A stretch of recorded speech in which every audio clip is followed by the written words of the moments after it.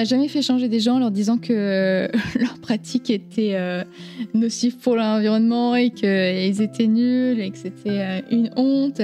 Et du coup, ce que moi j'applique, c'est plutôt de faire ce que j'ai envie, enfin d'incarner les changements que je souhaite dans mon quotidien et de par mes actions espérer d'avoir un petit effet papillon et peut-être d'influencer 2-3 personnes, comme il y a des personnes qui m'ont influencé sur le fait de voyager uniquement en train en Europe. Et donc je pense que c'est 2 points à garder en tête quand on commence à s'intéresser à ça, de ne pas se comparer aux autres et vraiment de se concentrer sur soi et de voir comment nous on peut progresser à notre échelle, plutôt que de se comparer avec quelqu'un qui est ou beaucoup mieux, ou il y en a qui se comparent aussi à des personnes en disant oui, cette personne elle prend l'avion 6 fois par an, donc c'est pas mon problème en fait, en disant oui, mais chacun doit faire sa part. Donc en fait, si on se pointe du doigt tous, ça n'avancera pas.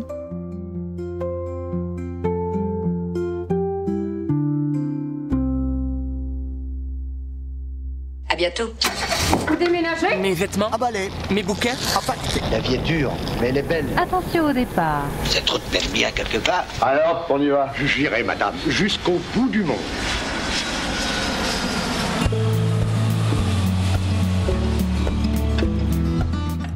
On rêve parfois de vivre ailleurs, plus près de la nature, dans un cadre de vie apaisé. Mais comment concilier ce rêve avec une conscience écologique forte ? Faut-il renoncer à l'avion ? Peut-on s'expatrier sans sacrifier ses convictions ? Aujourd'hui, je vous invite à partir à Oslo en compagnie de Séverine, une ingénieure française engagée, pour parler choix de destination, train de nuit, alimentation locale et quotidien, sobre mais inspirant. Peut-on concilier expatriation et conscience écologique ? C'est la question qu'on va se poser aujourd'hui. Vous écoutez French Expat, un podcast de la rédaction de French Morning.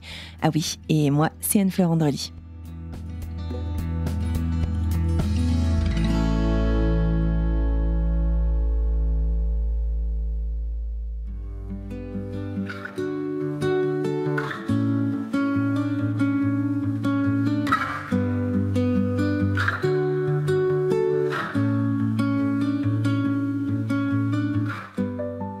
Bonjour, donc moi c'est Séverine, j'ai 27 ans, j'habite en Norvège, à Oslo. Je suis consultante en environnement, actuellement du coup en VIE, Volontariat International en Entreprise. Et dans la vie, j'aime bien tout ce qui est lié autour de l'environnement, la lecture, faire des randos. Donc là-dessus, je suis servie en Norvège, j'ai un super accès à la nature. Et les chiens guides, qui sont une grande passion. J'étais famille d'accueil quand j'étais en France, mais pour l'instant, j'ai pas pu réaliser ce projet en Norvège. Donc, j'espère que ce sera à venir. Eh bien, bienvenue Séverine. Merci beaucoup d'avoir accepté mon invitation dans le podcast. Tu le disais, donc tu vis en Norvège, à Oslo. Ça fait combien de temps que tu es installée ? Et puis, tu viens d'où en France, à la base ? Alors moi, j'ai grandi à Angers et ma famille, mes parents sont originaires, ma maman de Bretagne et mon papa du sud de la France. Je suis arrivée à Oslo en mars de l'année dernière du coup, donc ça fait un peu plus d'1 an. Ok, super. Et c'est ta première expérience à l'étranger ? Non, c'est pas ma première expérience. J'ai eu une première expérience à l'étranger quand j'étais au collège et au lycée. En fait, donc je faisais des cours d'anglais et d'allemand. Donc j'étais en classe bilingue et notre prof d'allemand nous avait proposé de participer au programme SOSE. Donc le programme SOSE, c'est un programme qui est supervisé par l'organisme franco-allemand pour la jeunesse et qui permet aux collégiens et aux lycéens de partir 2 à 3 mois dans une famille d'accueil en Allemagne avec un correspondant et ensuite on accueille notre correspondant en France. Et du coup, j'ai fait ça 2 mois quand j'étais en 4e et 3 mois quand j'étais en seconde. Trop bien. T'es partie où en Allemagne ? Je suis partie à Kamen, à côté de Dortmund, en 4e. Et après, je suis partie à Francfort quand j'étais en seconde.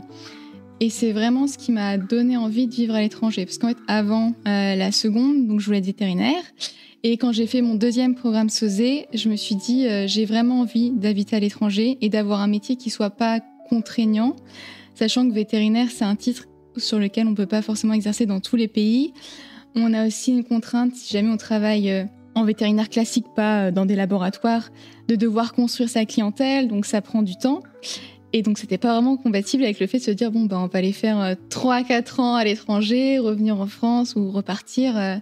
Et donc j'ai changé mon projet professionnel suite à cette deuxième expérience en Allemagne. Et tu saurais identifier ce qui a été un peu pour toi l'étincelle au cours de ce deuxième séjour où tu t'es dit je veux vraiment vivre à l'étranger. C'était quoi les raisons? C'est quoi qui t'a fait réaliser tout ça? Le fait de parler une langue étrangère, je trouvais ça super intéressant. Et juste d'évoluer dans une autre culture, moi ça m'a beaucoup plu de voir les différences, que ça soit à l'école, que ça soit... Moi je pratiquais le judo... en France, donc je l'ai pratiqué aussi en Allemagne quand j'étais dans mes programmes SOSE. Et donc toutes les différences culturelles, j'ai trouvé ça super enrichissant. Et le fait de parler une langue étrangère, ça m'a beaucoup plu. Et donc c'est ça que je me suis dit, j'aimerais bien continuer à l'avenir d'avoir une expérience à l'étranger. Et suite à ça, durant mes études d'ingénieur, donc c'était obligatoire d'avoir un semestre à l'étranger. Donc je suis partie en Erasmus en Irlande, dans un endroit... paumé de l'Irlande qui s'appelle Letterkenny, qui est dans le comté du Donegal, et c'est le seul comté, j'ai regardé, où il y a plus de moutons que d'habitants. Ah, sérieux? Donc quand même un grand attrait pour la nature, les animaux. C'est comme ça que tu avais choisi aussi justement ce programme? Non, en fait l'Irlande j'avais choisi parce qu'il fallait que j'ai le TOEFL et le TOEIC pour entrer en double diplôme avec une école de commerce. Et après, dans ce double diplôme, il y avait la possibilité de faire une summer school à l'étranger, notamment à Berkeley. Et pour Berkeley, il fallait le TOEFL. Et donc, l'idée était...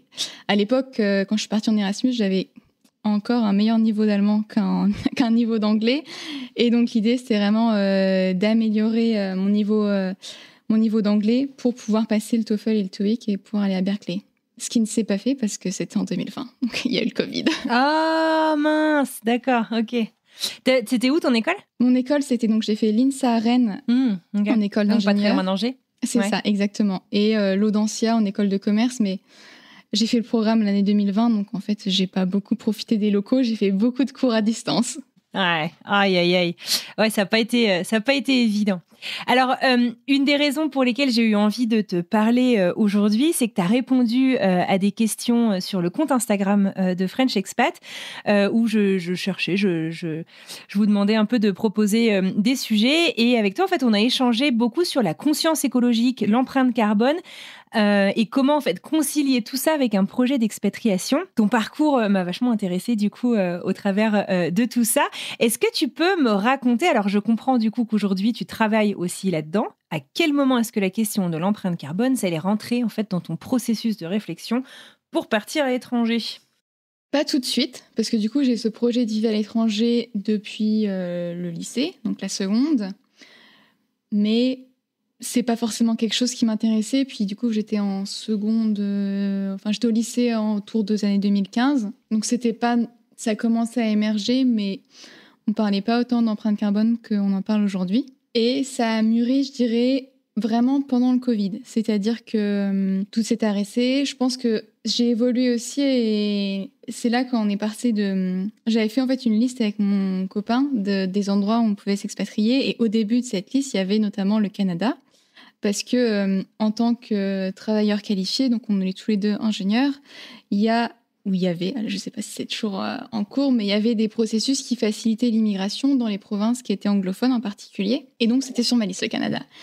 Et après le Covid, quand j'ai commencé à travailler donc dans les années 2020-2021, c'est là que s'est posée la question de se restreindre uniquement sur l'Europe. C'est aussi là que j'ai pris l'avion pour la dernière fois à titre personnel, donc c'était en fin 2021. Et pourquoi tu t'es dit que tu allais te recentrer sur l'Europe, justement ? Parce que du coup, dans l'empreinte carbone, en fait, les principaux postes d'émission, il y en a 4 qui sont la manière dont on se déplace, donc les transports, la manière dont on se nourrit, la manière dont on se loge, donc tout ce qui va être maison, le chauffage, etc. Et ce qu'on va acheter, donc tous les équipements pour meubler, les téléphones, etc. Et après, il y a le dernier pilier sur lequel on n'a aucune influence, qui est un petit peu, mais c'est la dépense publique, donc les hôpitaux, les écoles. Donc on a une influence moins directe, c'est-à-dire c'est la manière dont on vote, mais on n'a pas un effet direct. Et du coup, l'un des postes d'émission, c'est la partie déplacement. Et quand on s'expatrie, il y a la question du fait qu'on va rentrer voir nos familles, et nos familles vont venir nous voir. Et donc, on s'était dit qu'on voulait pouvoir s'expatrier dans un pays qui soit accessible en train, potentiellement en ferry, parce qu'on avait l'Irlande qui était sur notre liste. Mais du coup, voilà, se restreindre à l'Europe pour pouvoir rentrer en train avec du coup des émissions qui soient beaucoup plus réduites. Alors, j'ai compris ça, mais en fait, tu m'as pas expliqué, tu vas me dire, elle est relou, c'est pas grave, j'assume. En fait, tu me dis en 2021, là, on s'est recentré sur l'Europe, et puis donc, par rapport à cette empreinte carbone. Mais qu'est-ce qui a fait que tu t'es dit, en fait, il faut qu'on s'intéresse à cette problématique pour pouvoir partir à l'étranger, tu vois ce que je veux dire ? Pour moi, il n'y a pas de moment clé, c'est plutôt un processus, ça infuse. En 2022, je suis devenue animatrice de la fresque du climat et de la fresque du numérique. Donc, tu peux expliquer ce que c'est d'ailleurs, je suis pas sûre que tout le monde le connaisse. Tout à fait. Donc la fresque du climat et la fresque du numérique, ce sont 2 outils de sensibilisation aux enjeux environnementaux. Donc en fait, c'est des ateliers de 3 heures. On travaille en groupe et le but, ça fonctionne sur l'intelligence collective. Donc en fait, c'est pas nous qui faisons une présentation pendant 3 heures et c'est un peu ennuyant. C'est les participants qui ont des cartes et qui doivent les agencer avec des liens de cause à effet. Donc on a les activités humaines, par exemple, on utilise pour les activités humaines du pétrole, du gaz, du charbon, et ça émet des émissions de CO2, etc. Et donc c'est eux qui travaillent ensemble pour comprendre qu'est-ce que c'est le problème climatique. Et ensuite, on parle un peu des solutions, etc. Et donc, il y a la version fresque du climat, qui est la version vraiment orientée globale, qui est la première fresque à faire s'il y en a une à faire. Et ensuite, fresque du numérique, qui se focalise sur la partie les enjeux environnementaux du numérique. Parce que moi, en France, j'étais consultante en informatique avec une petite touche d'environnement. Et du coup, mon employeur m'avait formée à l'animation de la fresque du numérique pour des clients. 2022, tu deviens animatrice pour ces 2 ateliers. C'est ça. J'entends probablement parler d'empreinte carbone dans ces années-là aussi. Et c'est cette infusion aussi des rencontres avec d'autres animateurs. J'en ai rencontré un qui, notamment, a dit qu'il ne prenait plus l'avion. Donc forcément, en fait, à force de rencontrer d'autres personnes qui nous parlent de qu'est-ce qu'elles font au quotidien, c'est inspirant. Ça commence à résonner en toi. Et au début, la première fois, quand j'ai entendu ça, je me suis dit, oh là là, c'est un peu radical de plus prendre l'avion. Ou par exemple... il s'est engagé à uniquement recevoir un SMIC et verser tout son excédent de salaire à des associations pour se sortir de cette dépendance à l'argent. Je ne suis pas rendue à ce point-là. Mais du coup, c'est plein d'actions qui sont inspirantes, en fait, des personnes autour de moi que j'ai rencontrées et qui, par leur action, ça m'a fait réfléchir, notamment sur cette question de ne plus prendre l'avion à minima pour à l'échelle européenne parce qu'on a un réseau ferroviaire.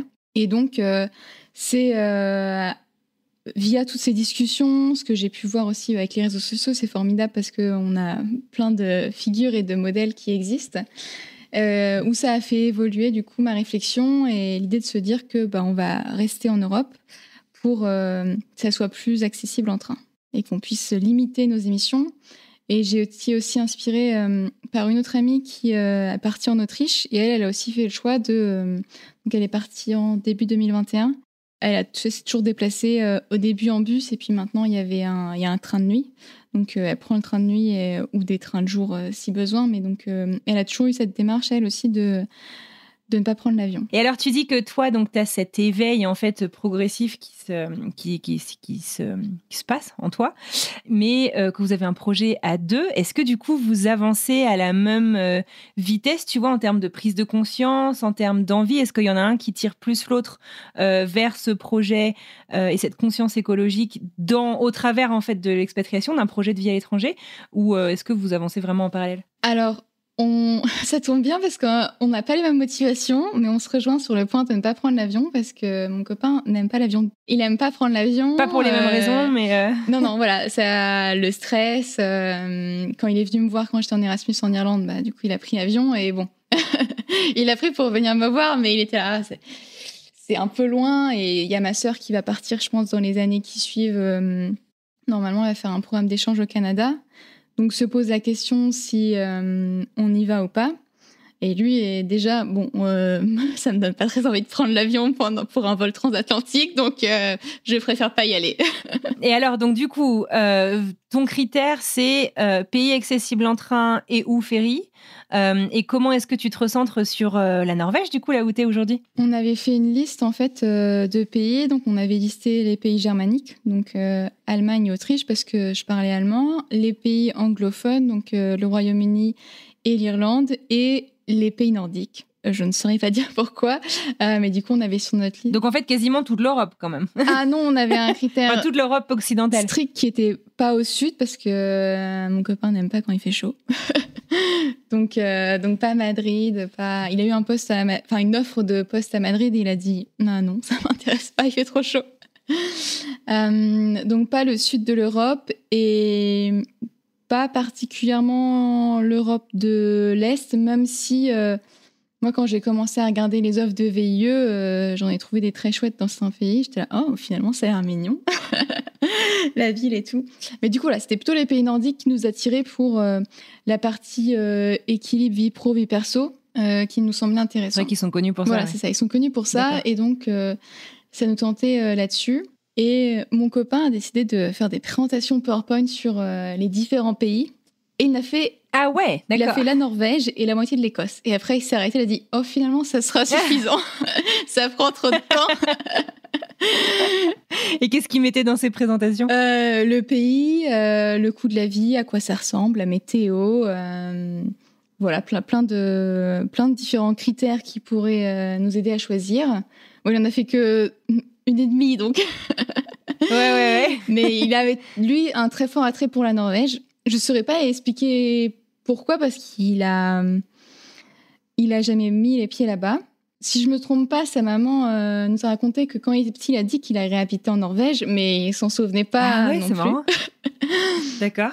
Mais non, il n'a pas de lien particulier avec les pays nordiques, et donc je ne saurais pas expliquer la Norvège. Peut-être le fait lui vient de Saint-Malo, donc le fait qu'il y ait que ça soit proche de la mer. Après, c'est le cas de la majorité des pays nordiques, oui. Mais du coup, non, je ne sais pas pourquoi la Norvège plus qu'un autre pays. La Finlande s'était écartée directement parce que ils ont une langue qui est assez qui est complexe, qui n'a pas de racines communes avec les langues qu'on connaît, donc il a écarté. Et le norvégien, c'est plus accessible ? Le norvégien, il y a beaucoup de similarités avec l'anglais et l'allemand. Ah ok, d'accord. Je ne savais pas non plus avant de prendre des cours de norvégien, mais en effet, ayant fait de l'allemand et parlant anglais au quotidien, en effet, il y a beaucoup de similarités, il y a des mots qu'on retrouve... Est-ce que du coup, ça a été quoi ? Ça a été le coup de foudre quand il t'a présenté la Norvège ? Enfin, comment est-ce que vous avez affiné au point de dire ok, c'est la Norvège, on y va quoi ? J'ai pas eu un coup de foudre particulier. Moi, j'étais plutôt dans une réflexion que on tente. Enfin, il faut juste qu'on trouve un travail. En fait, un point en critère, c'est il faut qu'on ait un travail avant de partir et qu'on parte pas sans savoir qu'est-ce qu'on va faire dans le pays. Mais à part ça, j'avais pas de critères particuliers. Je me suis dit au pire, si on va dans le pays et que ça marche pas. L'avantage, c'est qu'on n'est pas loin de la France, donc on peut rentrer facilement. On reste aussi dans l'Union européenne où la Norvège, ça fait partie de l'UE, mais dans l'espace Schengen. Et en fait, il y a aussi des accords avec l'UE qui fait que c'est beaucoup plus facile. En termes d'immigration, c'est relativement facile quand on est citoyen européen. Et donc, l'idée, c'est juste de dire, très bien, pourquoi pas la Norvège ? Et ce qui s'est passé, c'est que mon conjoint était en thèse. Donc, lui, il avait une date de fin, en fait, de son contrat, alors que moi, j'étais en CDI. Et donc, c'est lui qui a commencé à chercher du travail. Et il a trouvé... il a majoritairement candidaté en Norvège, quand même. Il avait candidaté sur d'autres postes 100% en télétravail. Mais il a beaucoup candidaté en Norvège. Et il a eu, du coup, une offre à Oslo. Et donc, c'est comme ça que ça s'est fait. Du coup, je dis, pourquoi ? Allons-y. Allons-y, c'est parti, quoi. C'est ça. Est-ce que... t'avais des modèles autour de toi ? Tu parlais de cette amie en Autriche. Enfin, est-ce que tu as pu échanger en fait au cours de cette démarche ? Comment est-ce que tu t'y es prise là-dessus ? À part mon amie Émilie qui est en Autriche, j'en avais pas vraiment de modèle. La majorité voyage en avion. C'est pour ça que j'avais soumis l'idée sur le podcast d'avoir quelqu'un qui... Mais ouais. Je pensais pas que ce serait moi qui passerais. Je penserais avoir un nouveau modèle. Écoute, peut-être qu'on en trouvera d'autres qui vont se reconnaître en t'écoutant aussi. Mais du coup, non, j'avais pas vraiment de modèle. La majorité les rares personnes que je connaisse qui sont parties à l'étranger voyagent majoritairement en avion et j'écoute beaucoup de podcasts. Je l'écoutais dans ma réflexion, donc à partir de 2021, je pense que j'ai découvert. Et la majorité, il y a beaucoup de d'interviewés. D'intervenants ou de témoignants. D'intervenants qui sont basés aux États-Unis ou en Amérique du Nord. Et du coup, forcément, il y a un océan à franchir. Donc, ouais, bien sûr.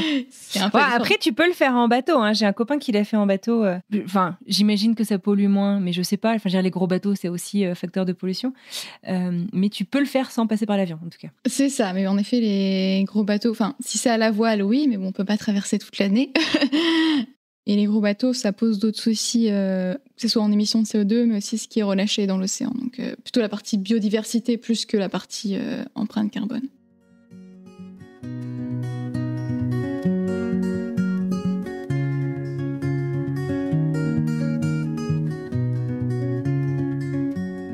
Te voilà installé en Norvège, du coup en mars 2024, vous arrivez. Comment est-ce que tu as dû adapter ton mode de vie à tes convictions ou est-ce que, je veux dire, la Norvège, moi j'y ai jamais vécu, j'y ai même jamais mis les pieds, donc je peux dire des bêtises et tu peux me corriger bien entendu. Mais c'est vrai qu'on a cette image en fait des pays nordiques comme des pays très connectés à la nature et très respectueux de l'environnement. Est-ce que c'est quelque chose qui t'attirait aussi en fait là-bas pour ton mode de vie au quotidien ? Pas particulièrement. J'avais pas forcément regardé les pratiques. Mais il y avait quoi dans ce PowerPoint ? Il y avait pas des choses sur l'environnement, je m'en souviens pas. Il y avait les paysages, à quoi ça ressemble, les fjords, le monde du travail, les salaires moyens. Il y avait plein de choses, la politique de natalité, etc. Ils ont un congé mat qui est très intéressant.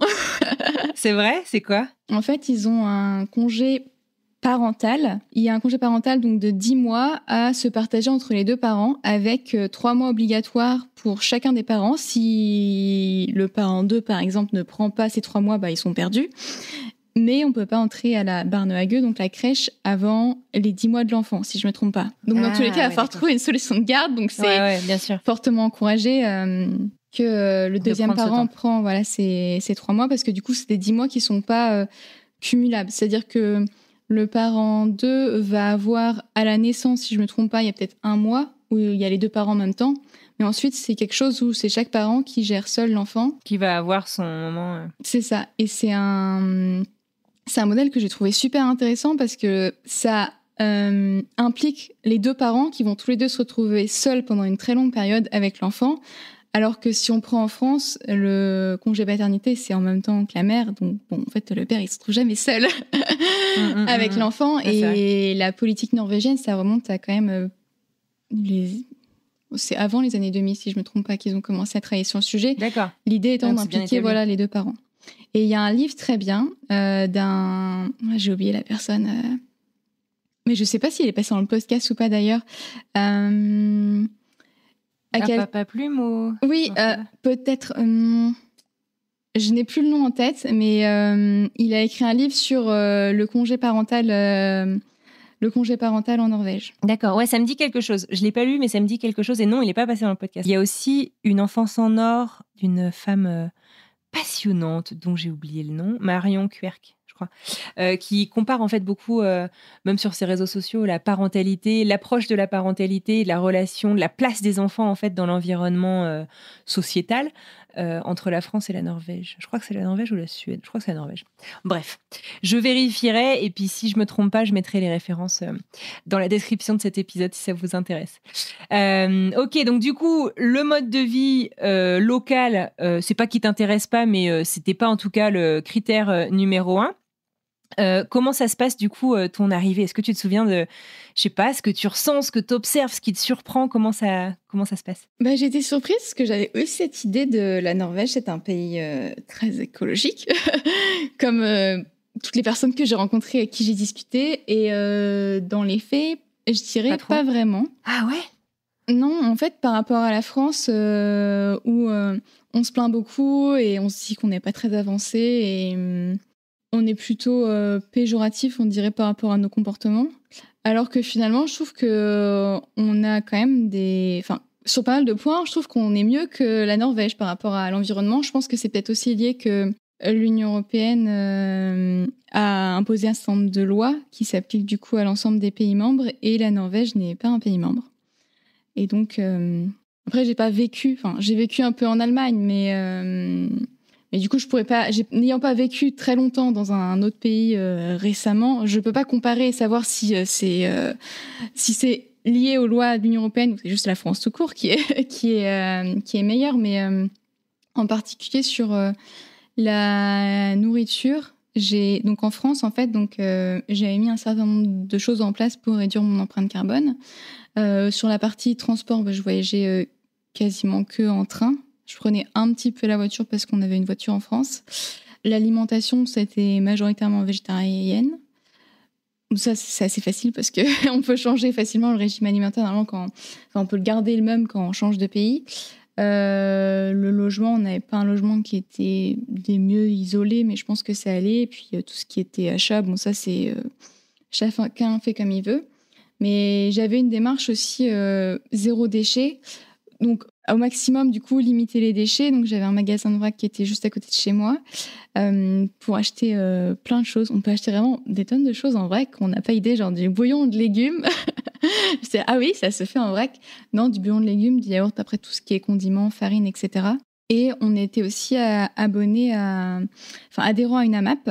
Donc, une AMAP, c'est une association de maintien de l'agriculture paysanne. Donc, en fait, c'est un regroupement de citoyens qui a un contrat avec un agriculteur. On a des AMAP pour tout. On peut trouver pour les légumes, les fruits, les œufs, le jus de pomme, la viande, le poisson. Mais la majorité, c'est pour les légumes. Et du coup, on avait un contrat avec un producteur de légumes locaux où on paye en fait une adhésion à l'année et en échange, on a une garantie d'avoir des paniers de légumes toutes les semaines à récupérer. Ouais. C'est ça. Trop bien. Donc, c'était très chouette. Et en Norvège, je me suis heurtée à un point que je n'avais pas pris en compte, qui est en effet la Norvège, c'est un pays qui passe une certaine partie de son temps sous la neige. Donc, c'est quoi ? C'est les légumes racines Il y a Après, c'est un pays qui n'est pas très fait pour l'agriculture. Il n'y a pas beaucoup d'agriculture parce que c'est beaucoup de montagnes, donc pas des terrains qui sont très favorables à l'agriculture. Et du coup, c'est une nation qui vit plutôt autour de la pêche. Ce sont les premiers exportateurs de saumon. Alors, c'est des saumons d'élevage, majoritairement. Mais du coup, la majorité des fruits et légumes sont importés. On a beaucoup de fruits et légumes qui viennent des Pays-Bas. On en a aussi d'Italie, d'Espagne. Mais on n'a pas beaucoup de légumes qui sont produits localement. Donc, c'était mon premier point quand je suis arrivée, de me dire, mais comment je vais faire pour avoir des légumes qui soient locaux ou bio, ou qui aient du goût aussi, parce que tous les légumes, ils stockent tout dans les frigos, sous plastique. Donc ça heurte un peu le cliché de tout produit local. J'avais pas une idée qu'ils produisent tout localement, mais j'avais pas cette idée non plus que tout soit sous plastique et tout soit stocké au frigo.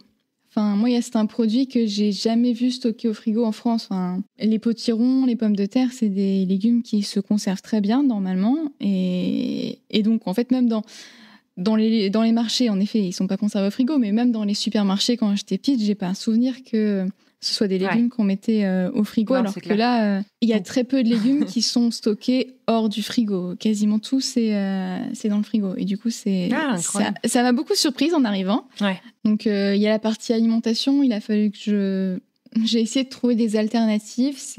Ils n'ont pas d'équivalent de marché. Ok. Ils ont des marchés mensuels, mais majoritairement, ce qu'ils vendent, c'est de la viande, donc la viande de cerf, la viande de renne, des choses du genre, et du poisson. Et toi, tu manges toujours pas de viande ? J'en mange un petit peu avec mon copain, mais vraiment très peu. Et aussi quand je suis chez mes parents et chez ma grand-mère, parce que ma grand-mère était éleveuse de porc, donc elle a un peu de mal à comprendre. Elle le prend un peu personnellement quand je lui dis que j'ai pas envie de manger de la viande. Mais voilà, et donc j'ai trouvé une alternative pour l'été. En fait, il y a des jardins coopératifs. Pour le coup, c'est quelque chose que je connaissais pas du tout en France. Donc, en fait, on achète une part et on a un jardinier qui cultive un espace. Et nous, on va donner aussi un peu de temps pour aider à cultiver l'espace sous la supervision du jardinier. Donc, on ne demande pas d'être expert en jardinage pour participer. Et c'est quelque chose qui est très courant en Norvège, qu'ils appellent le dugnad. Donc, c'est une sorte de travail bénévole pour la communauté. Donc, en fait, dans mon cas, on peut acheter une part avec ou sans du GNAD. Et quand on prend avec du GNAD, on a une réduction sur le prix total. Parce que du coup, tu participes et tu t'engages, quoi. Mais en fait, on en a pour tout. Enfin, nous, on a eu un du GNAD pour l'immeuble, pour nettoyer les espaces intérieurs. Et a priori, c'est quelque chose qui se fait annuellement. Et je l'ai vu aussi pour des clubs de sport où il y a du GNAD pour nettoyer les équipements, etc. Quelque chose qui n'existe pas en France et qui est qui est très commun en Norvège. Et qui, pour le coup, je trouvais très chouette. Tu sens qu'il y a un gros attrait pour le collectif, en fait, justement, là-bas L'entraide, la solidarité, je sais pas. Je sais pas, parce que c'est un pays où les gens sont plutôt chacun dans son coin. Par contre, si on leur pose une question, ils vont répondre, mais ils sont pas cette ouverture ou le fait d'aller vers l'autre que peuvent avoir d'autres peuples. Enfin, je pense notamment aux États-Unis où tout de suite, quand on va dans les magasins, il y a ce service, tout ce qui est autour de l'accueil du client, service clientèle, alors qu'en Norvège, c'est vraiment plutôt chacun dans son coin. Et si on pose une question, ils vont y répondre volontiers et gentiment, mais c'est plutôt une culture individuelle, je dirais quand même. Mais avec ces moments collectifs, il y en a pour tout. Je sais que j'ai des collègues qui sont parents et ils ont ce DUGNAD pour l'école maternelle. D'accord. Faire des tâches. C'est vraiment dans tout. Ouais, c'est vraiment très répandu. Et DUGNAD, ça veut dire quoi exactement ? Je ne sais pas. Il n'y a pas de traduction littérale. Je pense que c'est parce que c'est un travail qu'on fait, mais c'est pas du bénévolat dans le sens où on va dire qu'on va le faire parce qu'on s'inscrit, parce que dans le cadre de l'école ou de l'immeuble, c'est juste parce qu'on habite là qu'on est censé faire ce DUGNAD, mais c'est pas non plus des travaux forcés parce que on n'est pas. Bien sûr. Si jamais on est malade, on va pas le faire, mais bon. C'est une responsabilité collective en fait. Oui, c'est ça. On pourrait dire ça. Mais en tout cas, j'ai pas à ce jour trouvé une traduction. Puis-je vous demander maintenant de bien vouloir répondre aux questions qui vont vous être posées ? Oui, avec plaisir. Question pour un champion. À toi de jouer, Jeannot.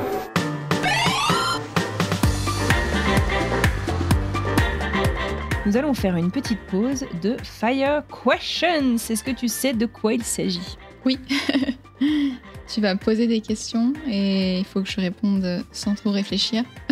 Tu peux réfléchir, mais avec spontanéité en tout cas. Avec spontanéité. Ouais. Avec le cœur. Écoute, première question, train-couchette ou nuit d'hôtel en escale ? Train-couchette. Ouais, t'en as fait ? T'as fait beaucoup de voyages du coup quand tu rentres en France ? J'en ai fait. Alors en France, oui, parce que du coup quand je rentre, alors c'est un peu long la Norvège, c'est là qu'on voit. Ouais, c'est ce que j'allais dire. C'est pas dans l'Union européenne, parce qu'on aurait habité à Stockholm, ça aurait été beaucoup plus rapide. Alors que techniquement, c'est pas très loin, mais il y a un train de nuit en fait Stockholm-Berlin. Et que moi j'emprunte en partie. En fait, je descends en train jusqu'au sud de la Suède, donc la ville qui s'appelle Malmö, qui est en face de Copenhague. Et là, je récupère le train de nuit que je prends jusqu'à Hambourg. Et après, je fais Hambourg, Cologne et Cologne-Paris. Waouh, ça te prend combien de temps ?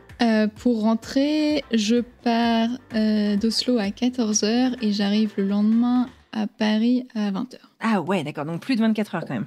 J'ai des grosses pauses en fait parce que vu que j'emprunte 6 trains, pour éviter de louper un train à cause du retard, etc., je prends des plages de 1 à 3 heures en Allemagne notamment parce qu'ils ont beaucoup de retard de train.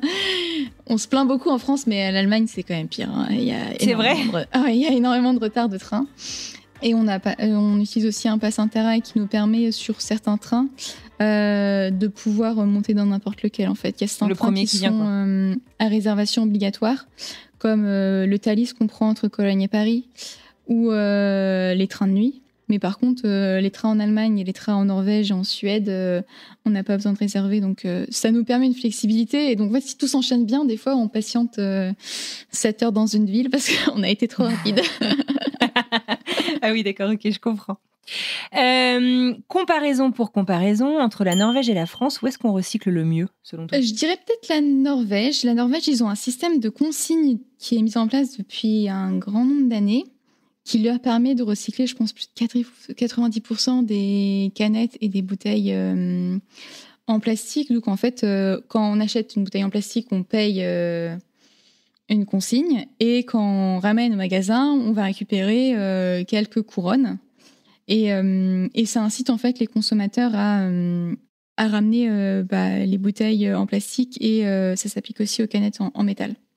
Donc, sur ce point, c'est pas mal. On a aussi un tri. Alors, ça va être mis en place en France, où c'est en cours de mise en place, pour la partie compost et du coup déchets biologiques. Et du coup, à Oslo, enfin, pour le coup, ça dépend des villes, mais à Oslo, donc, ils collectent séparément les déchets organiques et ils l'utilisent pour, si je me trompe pas, faire du biocarburant pour faire fonctionner les bus de la ville. Ah, trop bien. D'accord, ok. Est-ce qu'il y a un geste, je ne sais pas si le mot écolo est le plus joli, mais un geste oui, en lien avec ta conscience écologique que tu ne rates jamais, même en voyage. Tu sais, des fois, on a tendance à se dire, bon, je le fais toute l'année, mais là, c'est vraiment pas pratique. Est-ce qu'il y a des trucs où tu t'essayes vraiment de te mettre, de t'assurer, en fait, d'être en raccord avec toutes tes convictions, même en voyage? Il y a le train, déjà. Oui, je pense que c'est surtout le train, en fait, parce que après, c'est vrai que c'est assez compliqué pour acheter, par exemple, zéro déchet, il faut avoir des contenants. Donc, quand on voyage, c'est pas forcément le cas. Et après, il y a le choix du logement. Et j'avoue que pour l'instant, j'ai pas fait un choix. Je ne prends pas trop en compte la partie empreinte carbone par rapport au choix du logement. Quand tu choisis un logement en voyage, tu veux dire ? Non, oui, c'est ça. Je regarde plutôt la localisation et le prix. Mais j'ai pas encore regardé. C'est aussi, je pense, beaucoup plus complexe à évaluer parce que c'est pas nous. Ouais, ce que j'allais dire, comment est-ce que tu t'y prends pour si tu pouvais, si tu avais le budget illimité, comment est-ce que tu t'y prends sur le choix du logement pour essayer de réduire l'empreinte carbone ? Genre sur Airbnb, on te donne pas les c'est quoi en France, c'est de A à F ou un truc comme ça, où tu as les notes d'isolation, de consommation d'énergie, de choses comme ça. Tu le sais pas sur ces plateformes-là. Comment tu fais ? Non, en hébergement, je pense qu'il y a une question plutôt de la place qu'on va prendre. Donc, l'idéal, à mon avis, c'est tout ce qui est auberge de jeunesse, parce que du coup, il y a un petit espace avec beaucoup de monde. Donc, on n'a pas une grande construction pour... je pense qu'un hôtel de luxe, c'est pas très écolo, parce qu'on a des chambres immenses et qu'on loge juste une personne. Et je pense que si on voulait vraiment faire l'idéal, et ce qui, du coup, ne compte pas dans notre empreinte carbone quand on voyage, c'est d'aller chez des amis ou dans de la famille, en fait, parce qu'ils ont leur maison. Donc, de toute manière, elle existe et elle n'a pas été créée spécialement pour le tourisme. Donc, l'idéal, à mon avis, c'est plutôt d'aller chez des particuliers, en fait, qui ont une maison et dont c'est pas non plus le but principal de se dire j'ai une pièce extra où j'ai construit quelque chose pour accueillir des gens, mais plus, j'ai cette pièce qui me sert de bureau et tu vas dormir dedans. Donc, en fait, on n'a pas construit quelque chose supplémentaire pour le tourisme. Mais je n'ai pas des amis dans toutes les villes encore. Écoute, peut-être après l'écoute de ce podcast, on sait pas.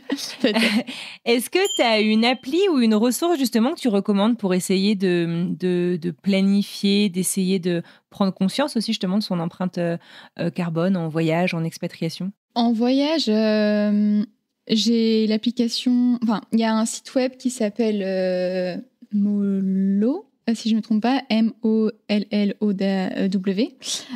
qui permet de voir plein de trajets en fait qu'on peut faire en train. Ah ouais, en train en France, en Europe. C'est ça. Donc ça part de France. Enfin, c'est une application qui est destinée aux francophones, enfin aux Français. Et donc on peut voir plein de trajets qui sont possibles pour aller en Europe, mais même plus loin. Il y a des trajets, si je ne me trompe pas, qui vont en Afrique du Nord. Il y en a qui vont jusqu'en Asie, avec le transsibérien, etc. C'est trop bien, du coup, je regarde le site. Et en tout cas, c'est une super... Je vous le mettrai dans la description de l'épisode. Ouais. C'est une super ressource. Et l'autre chose qui vaut en voyage, mais aussi qui vaut dans la vie, plutôt dans la vie quotidienne, c'est le jeu Ma Petite Planète. Donc là, il y a une édition en cours, d'ailleurs, je suis en train de jouer avec des copines. Et en fait, c'est un challenge écologique qui dure sur 3 semaines. Et il y a plein de défis à faire dans différentes thématiques. Donc, il y a l'alimentation, l'énergie, la technologie, aussi tout ce qui peut être plutôt monter en compétences pour se former sur le sujet. Et du coup, ça nous permet d'avoir une idée d'action qu'on peut mettre en place. Et l'idée des 3 semaines, c'est que 3 semaines, c'est le temps normalement pour mettre en place des nouvelles habitudes. Ouais. Et c'est donc à la fois c'est assez long pour essayer des choses un peu dans la durée, voir si ça fonctionne et on veut les incorporer dans notre quotidien. Et à la fois c'est pas trop long pour pas lasser les gens. Et il y a du coup 3 éditions dans l'année. Donc il y en a une en hiver, une au printemps. Donc il y en a une en cours actuellement avec qui porte sur l'océan, parce qu'il y a un grand événement sur la protection des océans actuellement à Nice, c'est ça. Et il y en a aussi un au mois de septembre, souvent à la rentrée. D'accord. Et donc Super. c'est un truc qui est vraiment très chouette. J'y joue depuis 2023 peut-être, ou 2022, je sais plus.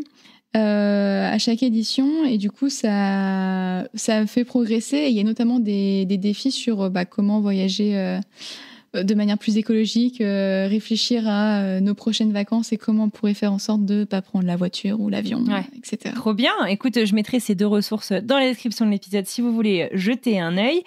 Est-ce qu'il y a une destination justement que tu aimerais visiter en mode slow travel et en faisant attention toujours à ce que tu veux, quoi? La Norvège, du coup, parce que pour l'instant, on a surtout visité, on est resté autour d'Oslo et on est allé une fois à Bergen, donc... Bergen, c'est la partie à l'ouest, donc côté fjord. Donc l'image vraiment qu'on a de la Norvège avec ses grands fjords, etc. Oslo, c'est aussi dans un fjord, mais toutes les personnes qui sont venues, et quand je leur ai dit que c'était un fjord, c'était là, ah bon, c'est un fjord? Parce qu'un fjord, c'est juste la mer qui rentre dans les terres. C'est pas le fait d'avoir des énormes falaises qui se jettent dans la mer. Donc oui, Oslo, c'est dans un fjord, mais on a des petites collines. On n'a pas des énormes montagnes à côté. Et donc, on est allé une fois à Bergen, mais il nous reste encore toute la Norvège à découvrir. C'est un pays qui est très allongé et qui n'a pas beaucoup de trains. Ah ouais, d'accord. Non, les Norvégiens voyagent énormément en avion, même pour faire, par exemple, Oslo-Bergen, que nous, on a fait en train de nuit. Il y en a plein qui prennent l'avion. Il y a plusieurs liaisons par jour entre Oslo et Bergen.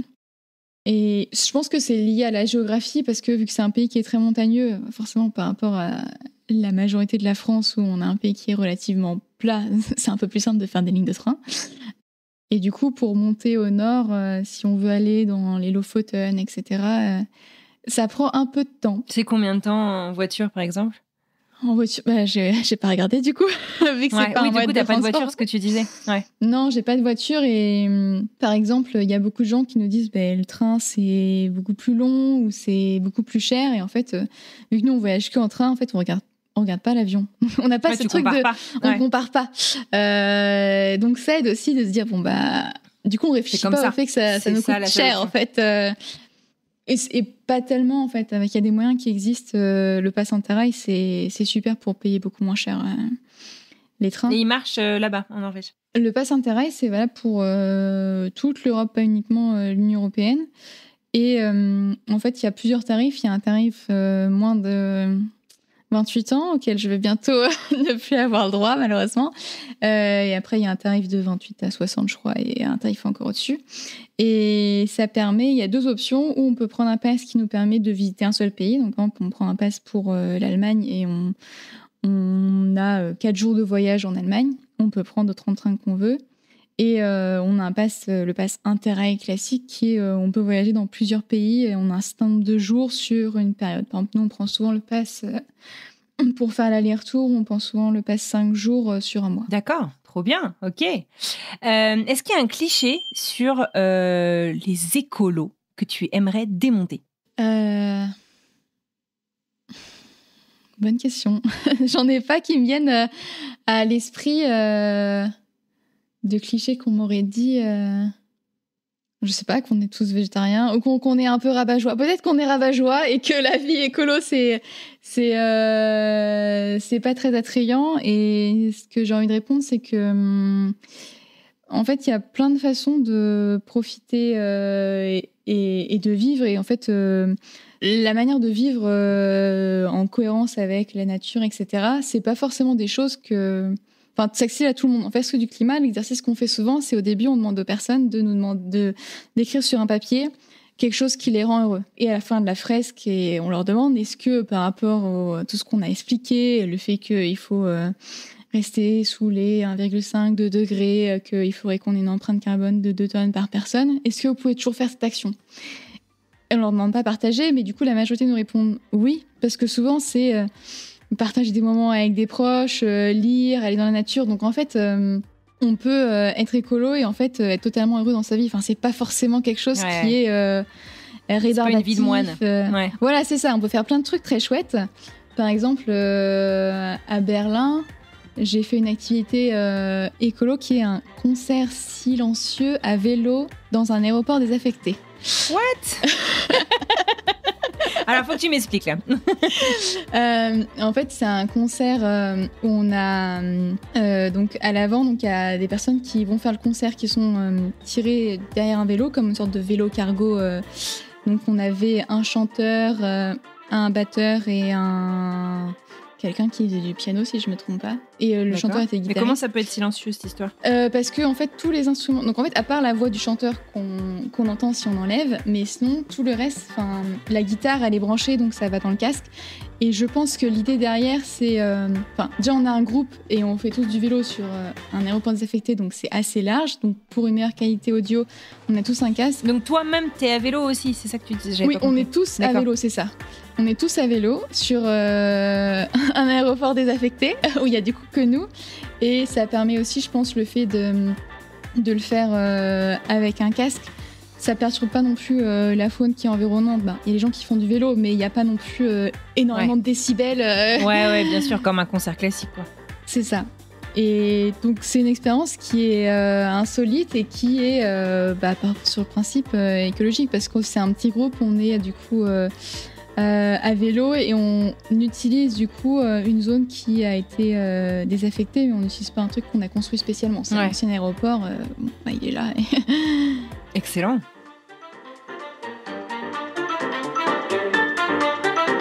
Bravo, c'est gagné! Bien joué, les gars. Revenons-en à ton histoire. Tu nous parlais du coup de cette arrivée en Norvège. Ça fait un peu plus d'1 an que tu es installée. Est-ce que tu as des exemples concrets de ce qui est plus simple ou plus difficile là-bas par rapport à ce que tu as connu en France ou en Allemagne ou en Irlande ?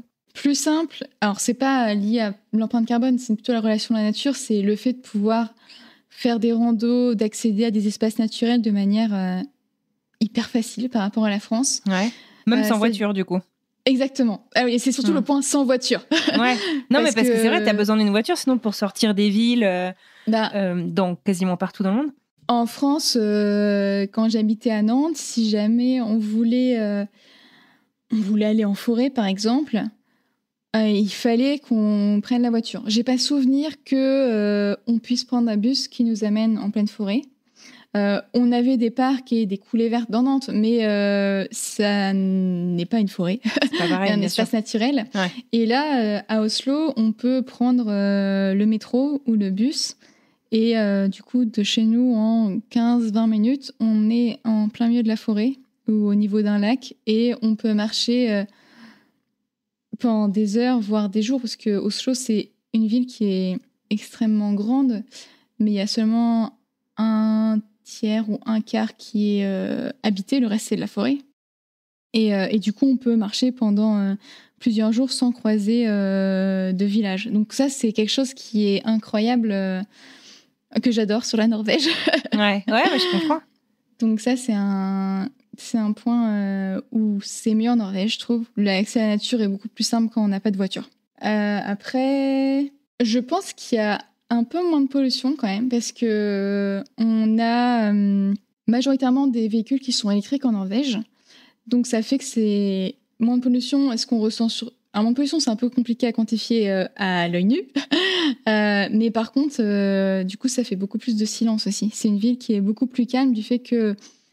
Bon, déjà, c'est pas une ville qui est faite pour la voiture. Enfin, il y a des routes et il y a des voitures qui circulent, mais on voit qu'ils ont fait un effort pour rendre la ville plus accessible aux vélos et aux piétons. Je vois par rapport à quand je suis partie à Berlin il y a quelques semaines où il y avait des énormes avenues en plein centre-ville avec 2 fois 2 voies. Et j'étais là, à Oslo, on n'a pas ça. Moi, c'est une ville plus petite aussi, mais donc il y a moins de pollution, je pense, sonore et pollution en termes de produits chimiques. Après, ce qui est plus difficile, c'est du coup la nourriture. Il y a beaucoup sous plastique, il y a moins de diversité aussi, ils importent beaucoup. L'isolation est pas incroyable non plus. Quand il a fallu chercher un logement, le critère d'isolation est un critère important, plutôt d'un point de vue confort que d'un point de vue environnemental, même si ça se rejoint. Mais parce que j'ai une expérience en Irlande où j'avais un logement qui était mal isolé et l'Irlande, c'est un pays qui est extrêmement humide, pour le coup, beaucoup plus qu'Oslo. Et du coup, c'était horrible. 6 mois avec mes 3 on était 3 dans la colocation, une italienne en plus qui est un pays encore plus chaud et on était là à grelotter et puis il y avait l'humidité partout. Donc voilà, c'était un point hyper important. Puis nous, on ne savait pas trop à quoi s'attendre d'un point de vue hiver parce que juste avant qu'on arrive, donc on est arrivé en mars 2024 et en fait l'hiver 2024 a été un hiver très rude. À Oslo, ils ont eu jusqu'à des moins 25. Et vu que à l'époque, mon conjoint avait déjà signé son contrat, donc on savait qu'on allait partir, les gens passaient leur temps à nous envoyer des vidéos de Oslo sous moins 20 degrés en disant « Est-ce que vous voulez vraiment aller là-bas ? Il va faire super froid !» Et donc, en prévention, on voulait un logement qui soit bien isolé, surtout qu'en Norvège, les contrats de location, on a une période obligatoire d'1 an.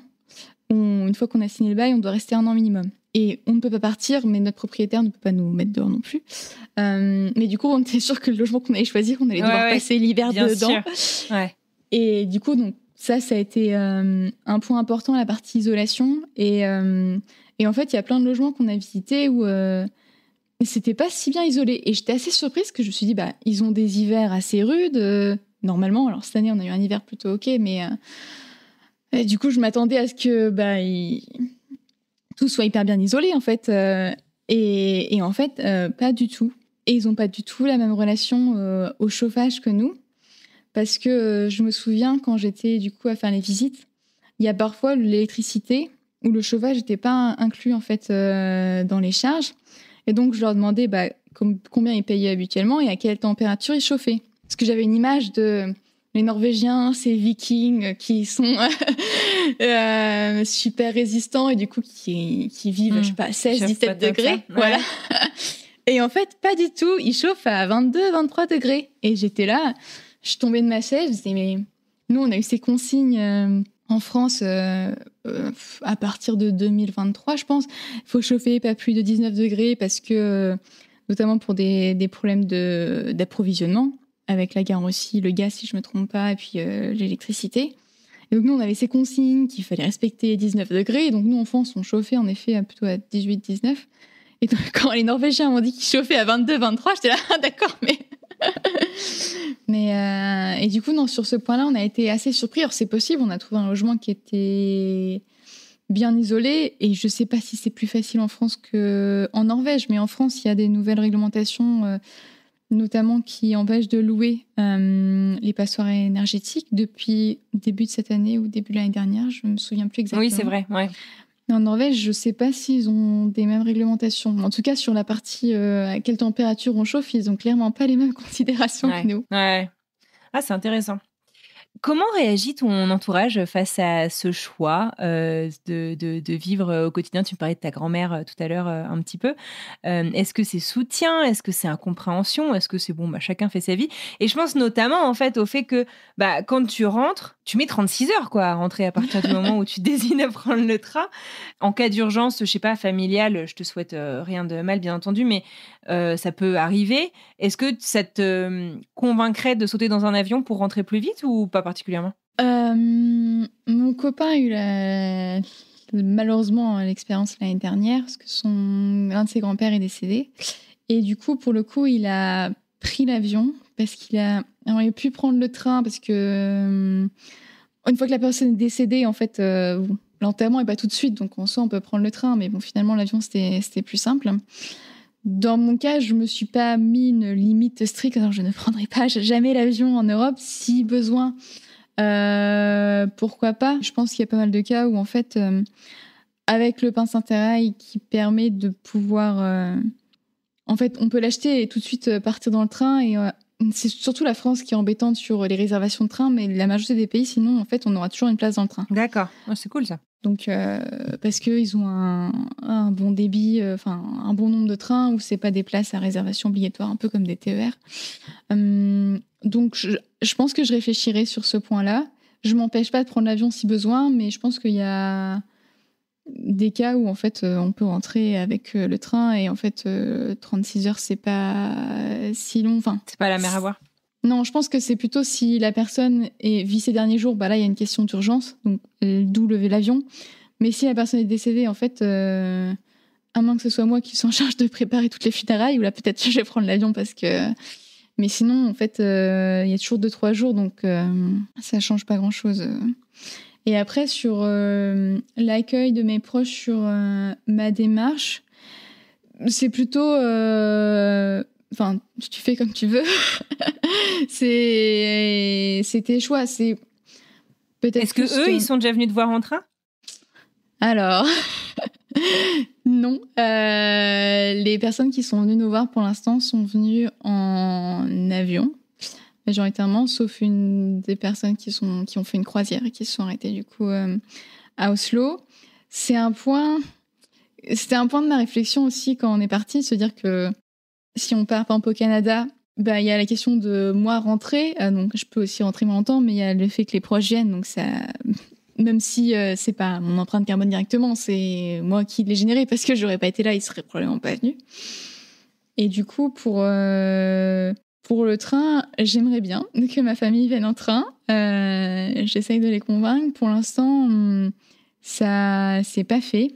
Mes amis, probablement, parce que on a essayé cette année, ça collait pas avec les dates, parce que vu que c'est un trajet qui est assez long, l'idée c'est qu'il faut quand même rester un certain temps en Norvège. Enfin, faut pas venir juste pour 3 jours, sinon on passe autant de temps dans les transports. Il faut avoir assez de congés aussi. Enfin, c'est un luxe quand même aussi, en fait, de pouvoir prendre ce temps, d'une certaine manière. C'est un choix, mais c'est... Oui, c'est un luxe. Après, c'est parce que, en France, on est plutôt bien lotis en termes de jours de congé.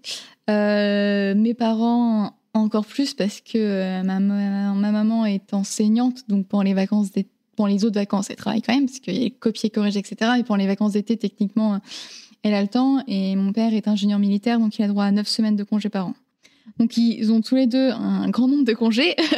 Donc, pour moi, la question des congés, c'est pas trop un argument dans leur cas. Après, il y a la question du prix qui revient. Là encore, il y a le pass Interrail, qui est quelque chose qui est plutôt avantageux. Ça peut être plus cher que l'avion, forcément. Si on s'y prend en avance, l'avion, on aura des prix qui sont moins chers. Hein. Mais ce que ça permet, et ce que j'essaye de faire là pour... je croise les doigts à des amis qui devraient venir l'année prochaine, c'est de leur concocter un itinéraire où en fait ils vont pas visiter que Oslo. L'idée c'est qu'ils s'arrêtent aussi en chemin pour visiter un peu en itinérance quoi. C'est ça, parce que avec les trains du coup on peut s'arrêter à Stockholm. Du coup c'est plus facile de les convaincre.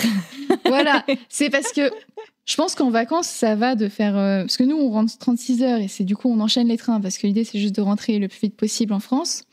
Mais si on fait la version vacances, moi ça me dérange pas de perdre 2 jours avec eux s'ils viennent en train et ils se sont arrêtés pour visiter Hambourg ou Stockholm. Donc j'essaye de les convaincre. Pour l'instant, j'en ai pas qui sont venus, mais on croise les doigts de l'année prochaine que j'ai des amis qui viennent en train. Cette année, on est allés tous à Berlin en train, du coup.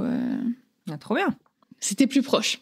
Mais c'est bien, c'est cool. Ça s'organise bien. Ouais. Donc on verra. Mais en effet, pour l'instant, c'est un de mes regrets. Mais c'est que le début. Est-ce que tu penses que l'expatriation ou la vie à l'étranger, je sais que ce mot des fois fait tiquer, ça peut pousser en fait justement à redéfinir son rapport à l'écologie ? Je pense parce que en fait on a une routine en France où du coup comme je disais il y a pas mal de points où on est plutôt on a un comportement positif pour l'environnement en France, ou en tout cas mieux que dans d'autres pays. Et du coup, je pense que quand on est confronté à d'autres pratiques, ça peut nous re-questionner sur l'usage du plastique, etc. À minima, ça peut nous donner une prise de conscience. De là à agir, je sais pas, parce que, par exemple, sur le plastique, moi, j'aimerais bien avoir une démarche zéro déchet en Norvège, mais en fait, il n'y a pas d'offre. Les 2 magasins de vrac qu'il y avait, ils ont fermé au moment du Covid à Oslo, et il n'y en avait pas dans les autres villes. Et donc, c'est quelque chose qui n'est pas du tout développé chez les Norvégiens par rapport à la France, où en fait, c'est beaucoup plus facile de trouver un accès au vrac. Et donc, en fait, même s'il y a des éléments qui peuvent nous faire prendre conscience, je ne sais pas si ça va forcément mener à une évolution, parce qu'il y a des choses qui sont plutôt de l'ordre structurel de la société. Je pense à un autre exemple, si je ne me trompe pas, aux États-Unis, c'est plutôt centré autour de la voiture. Ouais, il y aura toujours des contre-exemples dans des villes comme New York ou Washington, mais oui. Mais du coup, il y a pas mal de villes où du coup tout est autour de la voiture, et donc peut-être le fait d'habiter dans ces villes, on prend conscience qu'en France on a un super réseau de transport en commun, mais le fait de prendre conscience, ça n'empêche pas que on vit dans cette ville, donc il n'y a pas de transport en commun, donc on va être obligé d'avoir une voiture. Ouais, bien sûr. Donc je pense que ça peut aider à prendre conscience de certaines choses, mais que ça sera pas toujours facile d'agir, parce que justement, je pense que cette prise de conscience peut être liée à des choses que c'était plus simple à faire en France, et que maintenant on réalise que ça devient compliqué, et que on va pas pouvoir faire autrement en fait. Super intéressant. Du coup, toi là aujourd'hui, tu fais quoi? Tu disais, tu es consultante dans l'environnement, tu bosses pour une boîte norvégienne. C'est quoi ton quotidien? Moi, je travaille du coup pour une entreprise norvégienne. On est 40 personnes et on travaille sur 3 thématiques principalement. La première qui va être sur la capture du carbone et le stockage. Donc ça, c'est dans l'ordre des choses qu'on fait quand on veut réduire son empreinte carbone. C'est plutôt le truc qui arrive à la fin, quand on a des émissions qu'on va toujours produire, et du coup, il faut faire quelque chose du carbone. Logiquement, les entreprises mettent en place plein d'autres choses avant d'arriver à cette technologie. Et en plus, c'est une technologie qui est plutôt coûteuse, donc qui se développe principalement dans les pays qui sont développés. Mais donc, on accompagne des entreprises pour faire des études sur ce sujet-là, pour voir comment c'est possible de le mettre en place. On a aussi une partie des activités qui sont autour de l'implémentation d'un article spécifique des accords de Paris. Donc, les accords de Paris, ça date de 2015, et du coup, ça a défini un certain nombre de choses sur le nombre maximum d'émissions, la température maximale à ne pas dépasser, et ça définit un certain nombre de mécanismes pour limiter les émissions, et notamment l'article 6 qui est sur la part des pays en voie de développement pour contribuer à cette réduction des émissions, et comment des entreprises ou des pays développés peuvent soutenir ça. Parce que dans les pays en voie de développement, il y a un pays développé, en fait, la France, l'objectif c'est de réduire nos émissions. Un pays en voie de développement, il est en voie de développement. Donc, on ne va pas non plus leur dire, vous restez à ce stade-là, vous savez pas plus vous développer. Donc, la question est de comment on concilie le développement en essayant de mettre en place tout de suite des choses qui soient soutenables d'un point de vue environnemental. Ouais. D'accord. Et le dernier point, c'est la décarbonisation du secteur pétrolier et gazier. Tu as beaucoup d'offshore là où tu vis? Alors oui, pour le coup, on ne travaille pas trop avec les Norvégiens, parce que c'est les meilleurs, c'est un peu les best in class D'accord, okay. sur le sujet. Donc le parti de l'entreprise, c'est que pour l'instant, on n'est pas capable de s'en passer. Enfin, on va en avoir encore un certain temps. Et l'idée est de limiter les émissions qui sont liées à ce secteur, en particulier les émissions de méthane. Donc, on parle beaucoup d'empreinte carbone et de carbone. Donc, le carbone, le dioxyde de carbone, c'est un gaz à effet de serre. Mais il y en a plein d'autres qui contribuent à l'augmentation de l'effet de serre, notamment le méthane. Et le méthane, c'est un gaz qui va rester un peu moins longtemps dans l'atmosphère, mais qui a un pouvoir beaucoup plus réchauffant que le dioxyde de carbone. Donc, le carbone, c'est un simple pull, et puis le méthane, c'est le gros pull en laine. Et en fait, il y en a pas mal qui est rejeté pendant tout le cycle de production des produits pétroliers et gaziers. Et donc, l'idée, c'est de voir comment les réduire. La Norvège est plutôt bien, mais en fait, c'est que il y a beaucoup d'exploitations. On travaille beaucoup avec les pays qui sont en voie de développement, donc, ou des pays où les États-Unis travaillent un peu sur ce sujet, mais ils sont plutôt avancés. Mais par contre, on travaille avec l'Asie du Sud-Est, le Moyen-Orient, l'Amérique latine. Mais du coup, voilà, donc l'idée est de voir comment on peut réduire les pratiques, et aussi d'accompagner les gouvernements pour mettre en place des régulations pour, par exemple, taxer les émissions de méthane. On a travaillé pour une étude pour un pays d'Asie où l'idée c'était d'évaluer différents standards d'import pour voir quel serait l'impact sur les émissions, est-ce qu'il y en a un qui serait à favoriser, etc. Super. Écoute, ton quotidien est bien chargé. Du coup, en tout cas professionnellement, est-ce que du coup tu te projettes pour longtemps en Norvège ? Comment est-ce que tu vois ton futur là ? Je sais pas. Pour l'instant, c'est sur quelques années probablement, mais je saurais pas dire dans la durée parce que pour l'instant, on est encore qu'au début. Ça fait qu'1 an qu'on habite en Norvège. On est en train d'apprendre le norvégien.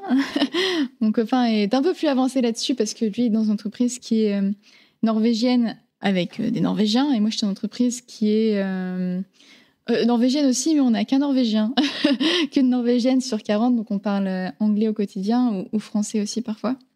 Et donc pour l'instant c'est un peu plus compliqué de pratiquer le norvégien. Donc voilà, il y a l'idée d'apprendre le norvégien et pour mieux s'insérer dans la société. Et donc on va voir. Si on apprend le norvégien, c'est qu'on fait l'effort de rester quelques années, mais on ne sait pas combien de temps. Je pense que ça dépendra de plein de facteurs, de notre travail, de si on a des enfants, de notre famille. Donc vous laissez, etc. Vous laissez tout ça un peu open pour l'instant, quoi. C'est ça, voilà. On ne s'est pas fixé de date de retour, etc. Non, puis l'Union européenne, étant donné qu'on est citoyen européen, c'est assez simple pour l'immigration. En Norvège, tant qu'on a un travail, ils ne nous embêtent pas. Donc là-dessus, il n'y a pas de souci. Et donc, on n'a pas non plus ce truc de se dire, par rapport à d'autres pays où notre visa expire, il va falloir qu'on prenne une décision, il faut qu'on trouve une autre solution. Et nous, on n'a pas cette contrainte-là. C'est ça. Donc, c'est beaucoup plus flexible.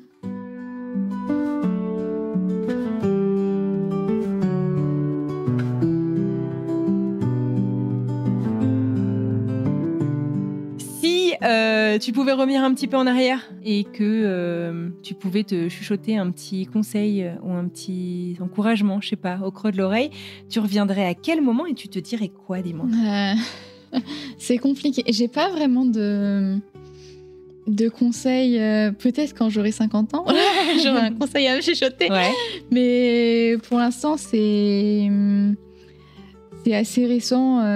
Et puis, je dirais que la vie, c'est un cheminement. Et donc, il y a peut-être des choix que j'aurais fait différemment avec le recul. Mais en fait, il fallait que je passe par là. Ah oui, non, mais c'est ça. Ça veut pas dire réécrire l'histoire, ma question.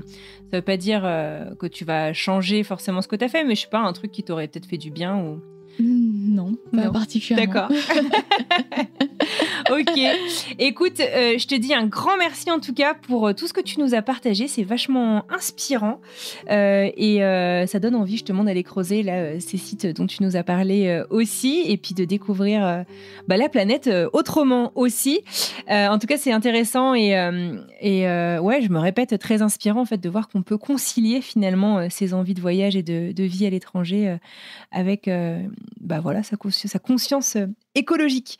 Merci beaucoup Séverine. Et si je veux dire juste un dernier point, quand on commence à s'intéresser à la partie empreinte carbone, il y a des sites qui permettent de le calculer et l'idée c'est vraiment de ne pas se comparer aux autres. C'est-à-dire que forcément, il y en a qui font mieux que nous, mais ils n'ont pas le même environnement que nous, les mêmes appétences. Il y a des gens pour lesquels c'est hyper facile de manger végétarien parce qu'ils sont végétariens depuis 3 ans et d'autres où ça va être compliqué parce qu'ils ont grandi avec une relation différente avec la nourriture et la viande. Et donc, quand on fait son empreinte carbone, l'idée, c'est plutôt de réduire et de progresser sur sa propre empreinte. Donc, en fait, de faire le calcul pour avoir une baseline et ensuite de progresser là-dessus, mais pas de se comparer en fait aux autres parce que ça tout de suite c'est compliqué, ou c'est décourageant et pareil ne pas forcément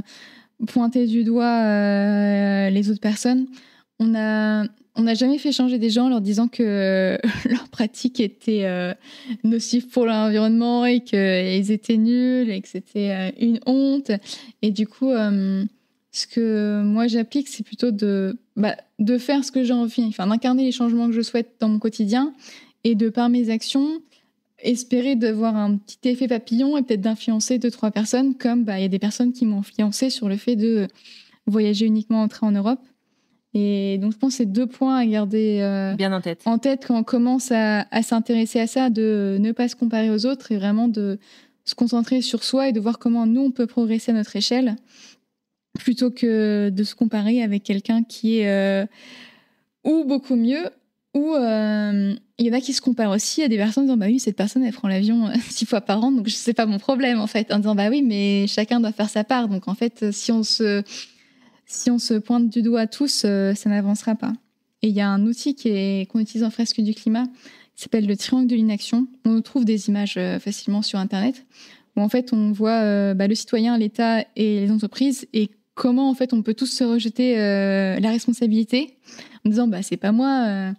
Les entreprises, moi je produis ce que le consommateur veut, donc s'il veut évoluer, c'est à lui d'acheter autre chose. Et les citoyens, oui, mais l'entreprise, elle me propose ça et c'est moins cher, donc je vais acheter ça. Donc en se disant que tout le monde doit passer à l'action et on peut tous passer à l'action en fait, sur les différents niveaux, parce qu'au niveau État, on est tous citoyens, donc on vote quelque part. Mais on peut s'engager aussi dans la vie citoyenne. Beaucoup de personnes sont dans le monde de l'entreprise, donc on peut aussi faire bouger les choses en entreprise et après à notre échelle aussi en tant que citoyen. Donc l'idée, c'est de chacun de faire sa part et de progresser à son rythme. Et il y a des choses qui sont plus simples et d'autres plus compliquées, mais commencer par les trucs les plus simples et aussi les plus impactants. C'est pour ça que l'empreinte carbone, c'est intéressant. Ça permet de voir, si on se dit qu'on va réduire notre achat de vêtements, alors qu'en fait, au final, quasiment toute notre empreinte, c'est le fait qu'on mange plein de viande ou qu'on prend l'avion 6 fois par an. Ça n'a pas le même impact. Pour avoir un impact, c'est mieux de commencer par les sources d'émissions importantes. Donc voilà. Et dernière question d'ailleurs sur l'avion, parce que c'est un truc qui, tu le disais, c'est un des postes de dépenses carbone les plus importants, et notamment quand on vit à l'étranger, en tout cas pour beaucoup d'entre nous. Qu'est-ce que tu réponds aux gens qui disent « mais de toute manière, si je le prends pas, cet avion, il va quand même partir ». Je dirais que, par exemple, sur les trains de nuit, on voit qu'il y a eu une augmentation forte de la fréquentation. Et donc, on a vu ces dernières années une augmentation des lignes. Et en parallèle, on a récemment eu, si je ne me trompe pas, une ligne d'avion Barcelone-Madrid qui a fermé, en fait. Ah ouais. Parce que c'était plus rentable et qu'en fait, il y a des telles liaisons ferroviaires qui font que c'est plus rentable d'assurer la ligne d'avion et qu'en fait, il y a l'option de prendre le train et que ça satisfait les citoyens dans le pays. Donc, en fait, sur cet avion-là, ça ne changera peut-être pas la face du monde, mais en fait, c'est l'action répétée, c'est l'action cumulée qui fait que, à terme, ça va possiblement fermer des lignes et ça va aussi encourager la réouverture de lignes de train, parce que il y a la question d'arrêter l'avion et après, il y a la question de qu'est-ce qu'on met derrière et à la place. Il faut quand même faire le trajet. Et donc, parfois, on n'a pas forcément les infrastructures. Mais là, je pense sur les trains de nuit, le train de nuit Paris-Berlin, il date que de décembre dernier. Ah oui, d'accord, ok. Par exemple, le Paris-Vienne, il date de 2022, si je me trompe, fin 2021, début 2022. Donc, en fait, on a une réouverture progressive des lignes de train de nuit. Et c'est parce qu'il y a des gens qui décident de prendre ces trains et de ne pas prendre l'avion que l'offre s'accroît. Donc ça ne changera pas sur ce vol-là, mais en fait, l'action collective de ne pas monter dans cet avion, ça va permettre peut-être à terme de faire fermer la ligne d'avion, mais aussi d'avoir des alternatives qui nous permettront de rejoindre cette ville dans des durées qui sont accessibles. Et le train de nuit, pour le coup, c'est un outil qui est hyper chouette parce que on n'a pas cette perte de temps qu'on associe au fait de rester très longtemps dans le train, et on a tous une relation très différente à comment on voyage. Moi, j'ai eu l'habitude, dès toute petite, de faire le trajet Angers jusqu'aux Pyrénées parce que ma grand-mère habitait dans les Pyrénées. Et du coup, j'ai l'habitude de passer une journée dans la voiture à lire, à m'occuper pour aller en vacances. Par rapport à, je pense à mon copain qui a toute sa famille autour de Saint-Malo et qui allait en vacances souvent à Jersey, donc c'est à 1 heure en ferry. Il n'a pas du tout la même relation au temps pour partir en vacances, en fait. Ouais. On a tous des relations différentes. Eh ben, écoute, c'est passionnant. Merci beaucoup, Séverine, d'avoir passé ce moment avec nous. Et puis, pour tout ton partage et tes conseils, je te souhaite un bel été, du coup. Et puis, je te dis à bientôt. Merci.